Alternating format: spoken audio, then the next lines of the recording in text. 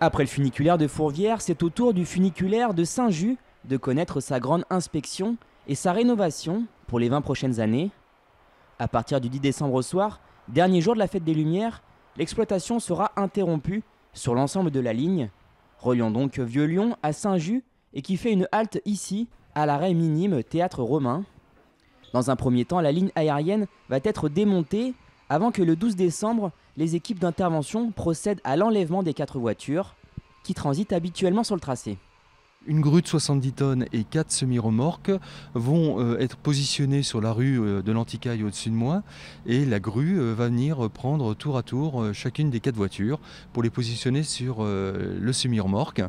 Le soir même, dans la nuit du 12 au 13 décembre, le véhicule transportera les rames aux ateliers du Citral à Vaux-en-Velin pour 3 mois et demi d'inspection et de rénovation. Simultanément, ces mêmes opérations seront réalisées sur l'ensemble de la ligne, en salle de machinerie notamment. Fin mars, les voitures seront alors repositionnées ici même à la station minime, avec un design proche de celui du funiculaire de Fourvière. On retrouvera les sièges avec un leur stratifié bois clair, le sol un peu gris et marron, un peu chocolaté. On retrouvera aussi un éclairage totalement modifié puisque ce sera changé par des grandes dalles d'1,50 m² avec un éclairage qui rappellera la lumière du jour. Et l'extérieur sera effectivement à la livrée du futur métro MPL16 qui équipera la ligne B de Lyon. La reprise de l'exploitation est prévue pour le 1er juin 2019. En attendant, un service de bus de remplacement sera mis en place entre la basilique, la station Saint-Just et la station minime. Les usagers sont donc invités à prendre le funiculaire de Fourvière, puis à prendre ce bus relais.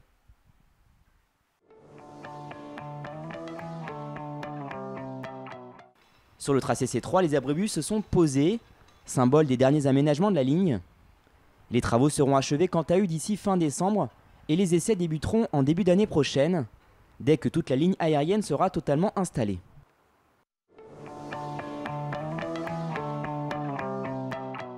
Du côté du tramway T6, le projet entame une nouvelle phase à Debourg. C'est ici que s'élancera prochainement la future ligne. Depuis fin septembre, le T1, qui s'arrête lui aussi à cette station, a été interrompu sur la fin du parcours en créant un terminus provisoire à l'ouest de l'avenue Jean Jaurès, pour permettre la création de la prochaine voie T6.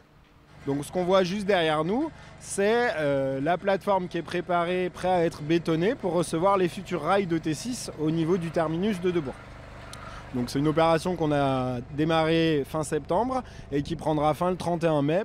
Lorsque les travaux seront terminés, la connexion sera ici optimale pour passer de T1 à T6, car les 2 terminus auront le même quai.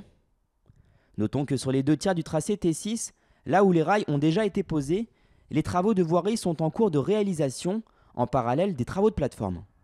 Sur certains tronçons comme Chalomel-la-Cour ou l'avenue Henri Barbus dans le 8e arrondissement, la terre végétale a déjà été mise en place entre les rails.